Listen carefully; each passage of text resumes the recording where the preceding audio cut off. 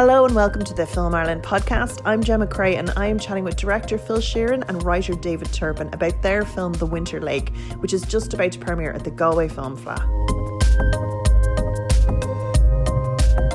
Thank you guys so much for chatting with us.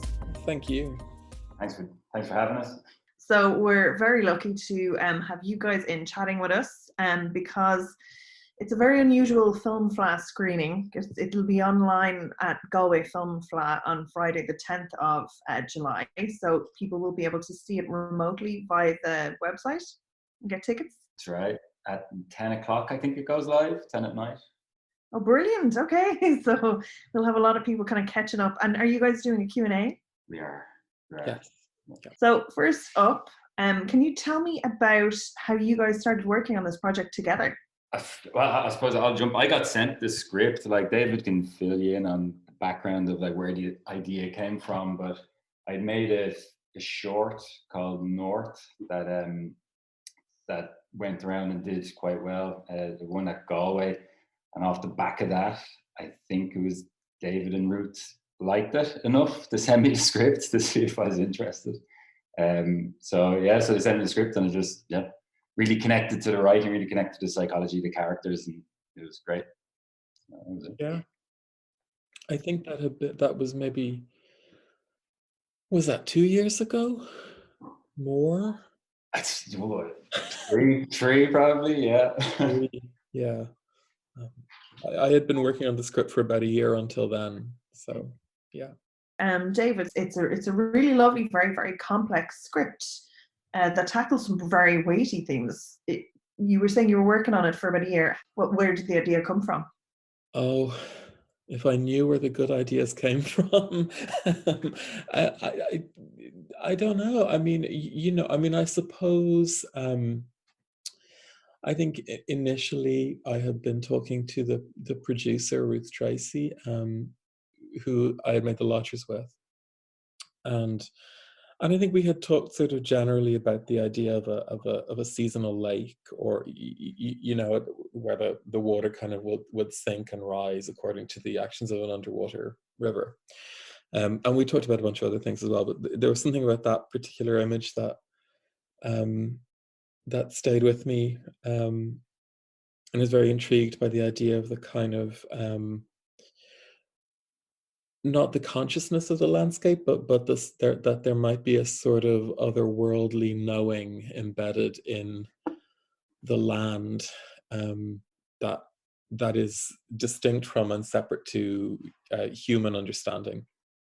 So I think it was about that, that relationship between us mere humans and our little dramas and stuff that play out upon this landscape that is indifferent to us, but at the same time can profoundly affect our lives. That, I think, was the start of the script. It works very well thematically, especially I think in the past few years it has echoes in like our own history with the land as an Irish nation, and that kind of shame that's put on women massively.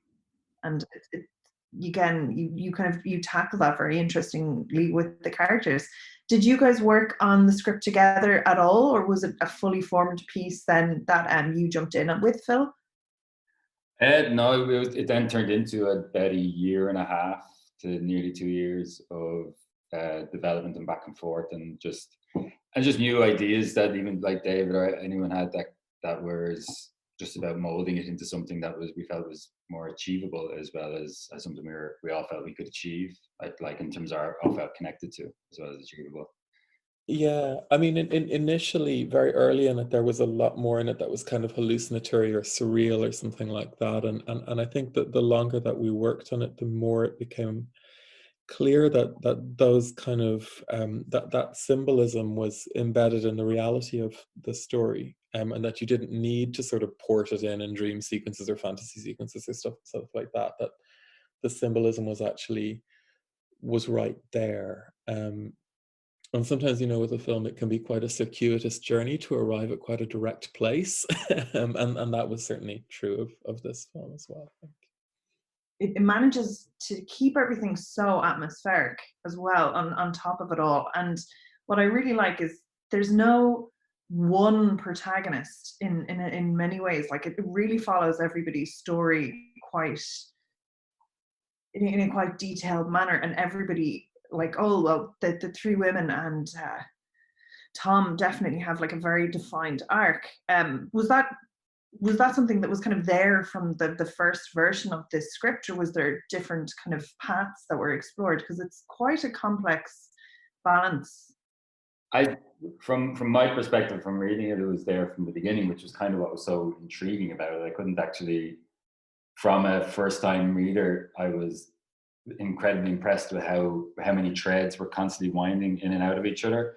And then even like something like the reason why I kind of connected to it so much would have been the mother character, Charlie Murphy's character, that there was just a sense of loneliness in her that felt so real and palpable that I was like this is amazing. But at the same time, as I said, she's not really involved in the plot of the film until the end. So like that's more controlled by Holly. So it's like almost each one of them was like the film would fall apart if you removed the power of each one of the characters like completely. Like no one is that in control. But yeah, no, it was great. Like even like, you know, Michael McElhatton with Ward, there was like that character could be just a monster, like very easily. Like, but I think he just brought, like, he had a lot of fun doing it, trying to find extra things that I could bring to it himself. But there was just a complexity to how he was portraying it that even elevated even more, I thought, for his character in particular. So yeah. I mean, just on that, I mean, I think it's important in a script or in any film that you don't judge any of the characters, no matter how apparent they are. I mean, you know, it's the audience judges them, but neither you as a writer nor a director nor an actor can judge the character, because then you're just editorializing. And it's always been really important to me that I don't have a moral stance on the characters. And one of the things that I think that I wanted to address with this particular film is, you know, a lot of the kind of moral constructions that we live by are nonsense, you know, and with Charlie's character especially, you know, I mean, she says it in the film. She's a terrible mother, but you don't have to be a good mother to be a good woman. You know, it's this weird idea that you know, being a woman and being a mother are kind of intrinsically linked, and being a man and being a provider are kind of intrinsically linked. And that you could be, you know, you can be a good provider and a terrible person. You can be a terrible mother and a fundamentally good person. That's sort of something that I wanted to say. And there is a very unique connection between Charlie Murphy's character and Anson Boon's character as well. I don't even know how to describe it, but it feels very authentic, where it's that kind of clash of that, you know, that child who's becoming a man, and this kind of mother who's really, really struggling. And again, that's what I love about this is you really get an insight into their journey throughout the whole way along, which is fascinating. I also want to go into the aesthetics of how this is all achieved, because actually, Phil, you do a really good job of, it feels timeless in some ways. It feels like it could be in the 90s, it could be in the noughties, it could be, you know, it could be shot yesterday. What was your kind of desire to get the aesthetics across? It's kind of just like, you know, like, not to sound like I'm slagging off the west of Ireland, but it's kind of, I do feel like I'm stepping back in time when I go to certain parts, especially more isolated parts in Ireland. So like there was an element of that in the script, and then there used to be like a little bit more heavily in the script, there was nods to fairy tales and things like that, which connected to the landscape, which had a once upon a time quality, which again, you don't want to like come in with people on mobile phones and doing this kind of stuff and really pulling attention to that. So there was like a number of like real world practical things, like, as I said, like the west of Ireland, just particularly this version, like, you know, in the film, in terms of where the house is and where their neighbors are, and the vehicles are all like 20 years old and that kind of stuff. But I wanted it to feel like it got stuck a bit and it was a little bit out of time, and didn't, like, whatever modern Ireland is, it didn't quite catch up to there yet, and there's a little bit back. But then, as I said, like I really liked the fairy tale aspects, even though they're only peppered through it quite kind of subtly at the moment. But I think that all plays into it. The way the landscape is a bit more primal and things like that, and the kind of 70s colors that are in the houses and things. So yeah. It's very beautiful, and very atmospheric. You know, like you get this sense of foreboding, and it's not like the 70s was the nicest time in Ireland to be alive or a woman or anything like that as well. So it definitely captures that. So can you tell me a little bit about the process of how this film got made? So you guys were paired up by Tailored Films. Yeah. Then Yeah. put in their slate for development funding. It also, I spotted there was a Canadian co-pro. Genuinely, Ruth and Juliana are the ones to ask more about this. They shielded me really well from it. I know that during the process it got a little bit hairy from time to time in terms of like, is it going to get made or not? But yeah, Ruth did a great job of just keeping myself and David kind of just focused on the script and on the project, and not made worry, like in terms of like it's going to happen, and I just trusted that she was going to make it happen. So that was kind of it. Yeah. But we had to go at one point though. We did have to go to Berlin and pitch it in Berlin just as a part. But like I'm not sure if that was necessarily to raise extra funding, but it was just a part of the contractual obligation of like when it's in development. So, Yeah. I don't know.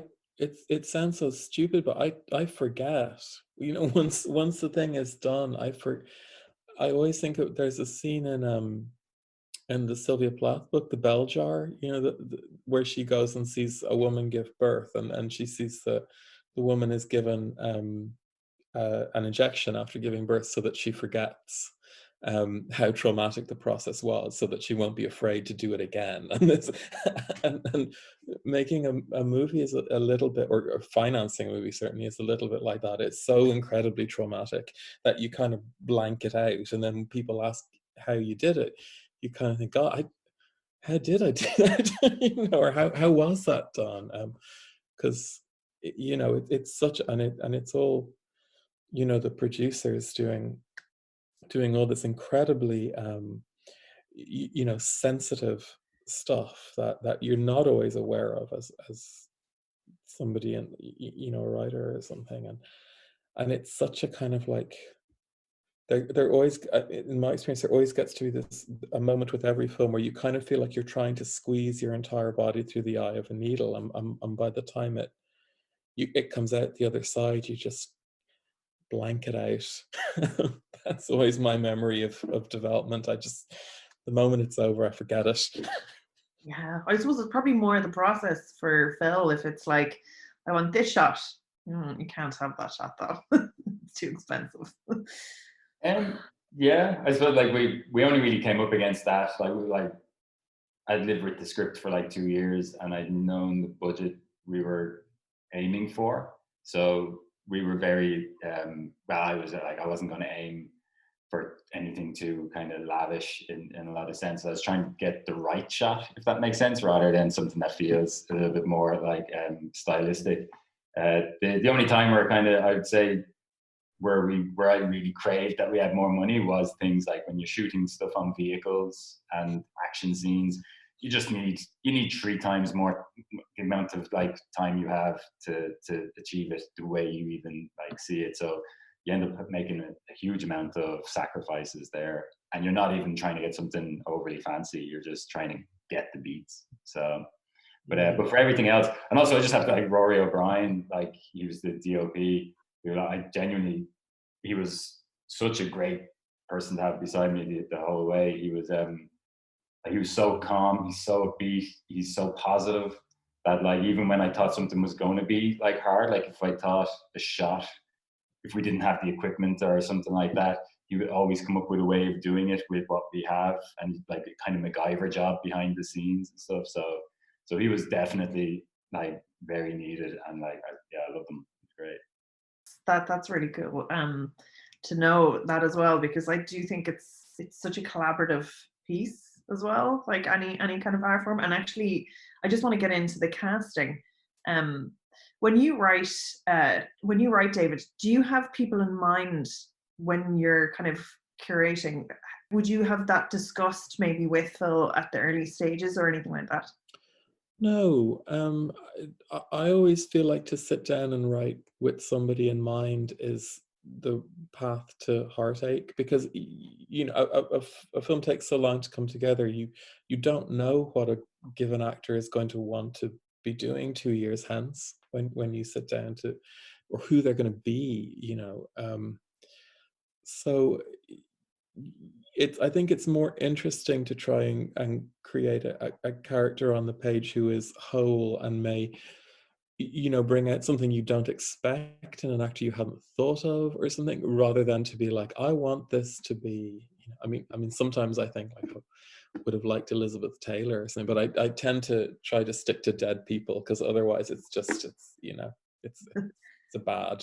They're always the easiest to cast. One day when you do like 3D animation is that good, you'll be able to do what you want then. Yeah. And what about yourself, Phil? How was the casting process for this film? It was a nightmare, to be honest. It was a long process. A lot of financing kind of came about as a result of the casting. So we needed to. There was a lot of lists. There was a lot of like a lot of lists based off actors we all wanted. Like, you know, there was never kind of like, oh, like we don't want these, but we have to offer to them. But it was genuinely a bit of alchemy of trying to actors that we know will generate the right interest, while also, God, will they pair well against like Michael? Like, for example, like Emma, like Irish accents are pretty hard to do. Emma's actually French, so when I found that out, like I was just like, oh right, so her English accent's pretty flawless, so she's probably brilliant at accents.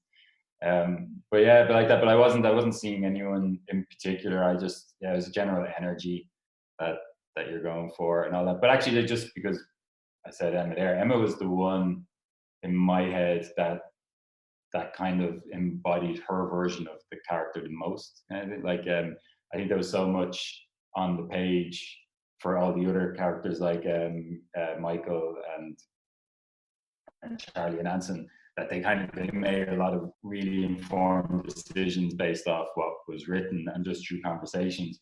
Whereas Emma came in with a bit more of a vulnerable kind of character, like where the mask of a brash young woman was, it clearly had cracks, whereas in the script you'd probably not see that till later.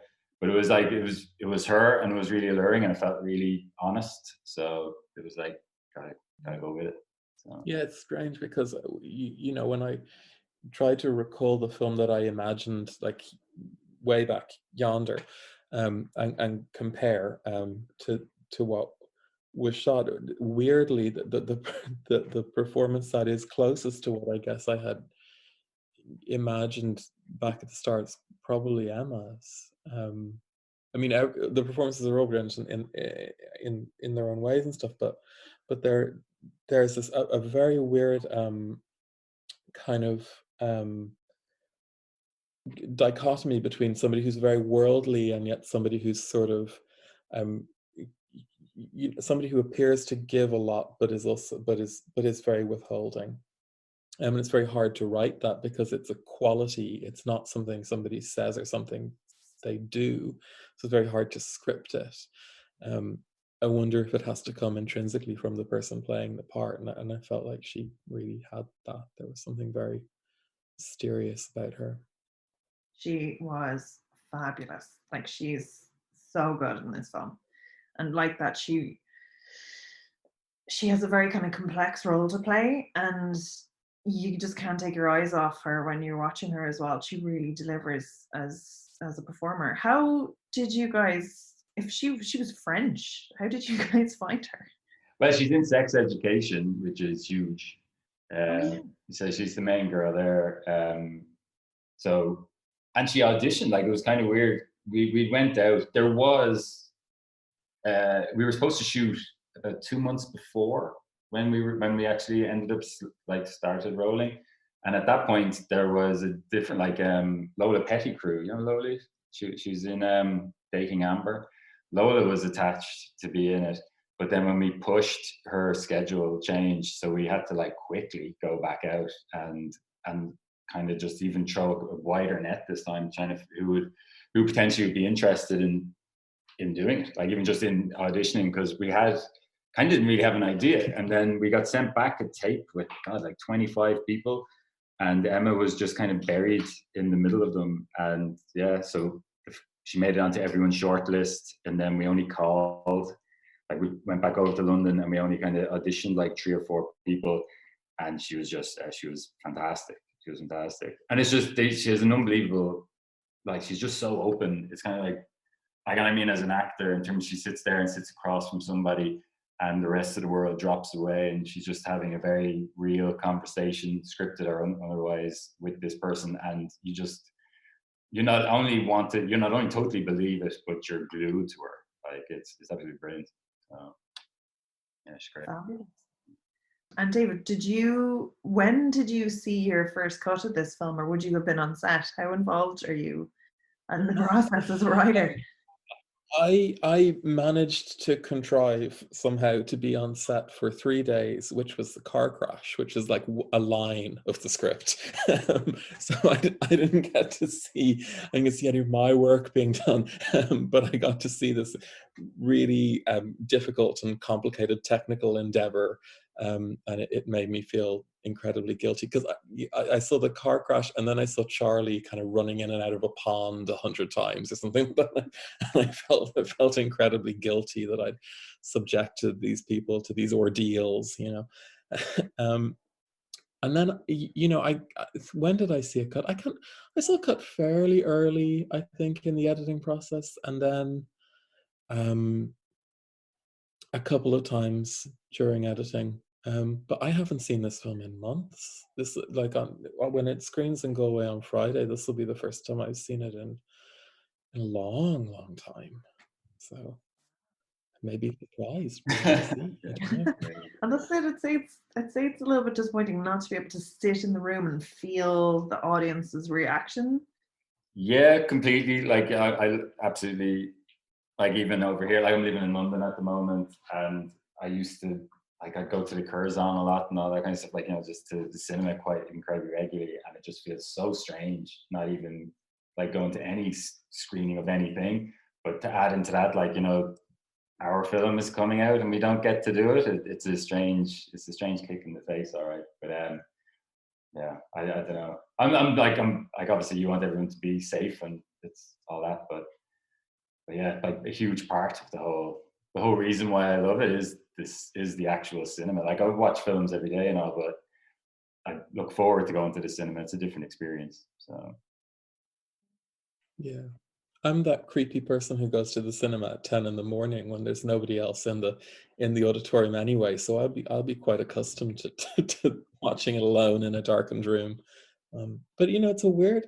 You're right. It's a very strange time, and you know, I just talking to friends and stuff who are in distribution and journalism and all that stuff. You know, there are questions whether it will ever go back to the way it was, particularly for smaller films like ours, whether, you know, theatrical will ever be what it used to be. So in some ways, it's kind of exciting to be kind of almost a test case for, you know, what could end up being a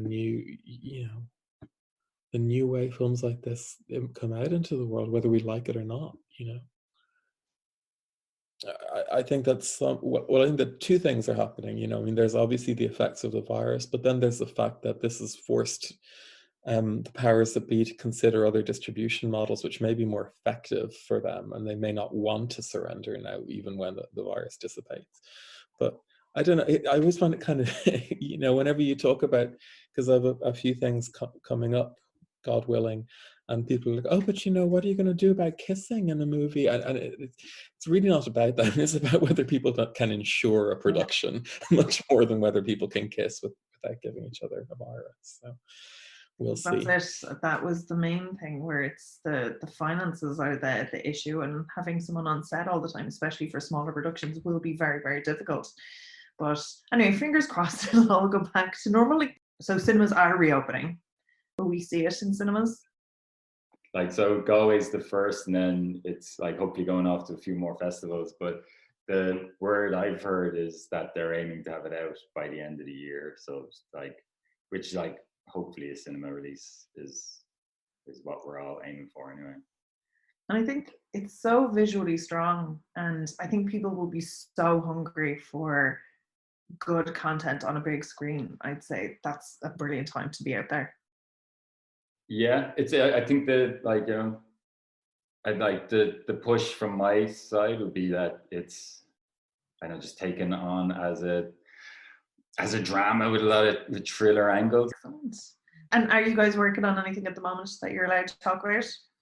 Yeah, I'm writing 2 scripts at the moment. One of them's a kind of it's a drama centered around the missing person, by how it kind of tears 2 families apart and tears a community apart, and it's like 30 years of it. And then the other one is like kind of witch hunt, witch trial kind of film, but set nowadays. So, Brilliant. yeah. And David? Oh, yeah, I have a few things going. So I have hopefully 2 films that are shooting next year, and I'm working on my first thing in the brave and baffling new frontier of television. And then I'm sort of inching towards something to direct myself, which is a metaphysical fantasy about AIDS. So Very complex and interesting. Look for that in 10 years' time. But thank you guys so much for chatting with us. Again, fabulous film. I'd say be very well received now, and it's kind of it's something nice for us as a captive audience to watch, and I heartily recommend it for anyone who likes that fabulous, tense, atmospheric dramas that are meaty and character driven. So premiering at the galwayfilmfleadh.com on Friday, July the 10th at 9:00, and then you guys will be following with a Q&A afterwards, so get your questions in as well. They should, do their worst. I like a challenging question. So Okay, so David has asked for challenging questions, so yeah, challenge accepted, guys. Get them in. God, you'll be regretting that now. Well, thanks so much for chatting with us. Thank you. Thank you. Bye. Thank See you ya. very much.